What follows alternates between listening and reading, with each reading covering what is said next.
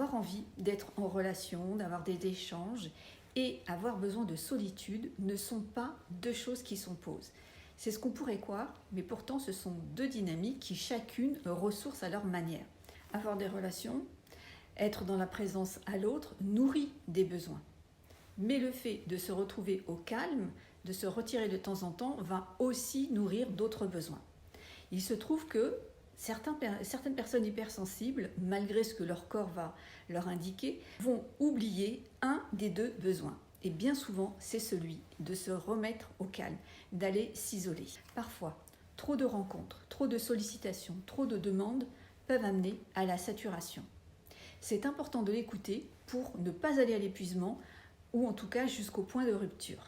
Je vais vous donner quelques éléments pour éviter d'aller jusqu'à ce point de rupture. Vous avez à vérifier si les autres ne sont pas en train de dépasser ce que vous pouvez supporter vous, ou alors s'ils ne sont pas en train de prendre plus que ce que vous pouvez donner. Mais de votre côté, vérifiez si vous n'êtes pas en train de vous rendre trop disponible, ou si vous n'êtes pas trop sympa, avec des gens qui sont pourtant inconfortables pour vous, avec des personnes qui plutôt auraient tendance à vous gêner. Est-ce que vous faites attention à ce que vos besoins ne soient pas ignorés ? Est-ce que vous ne faites pas preuve de trop d'empathie avec des personnes qui ne vous respectent pas assez ?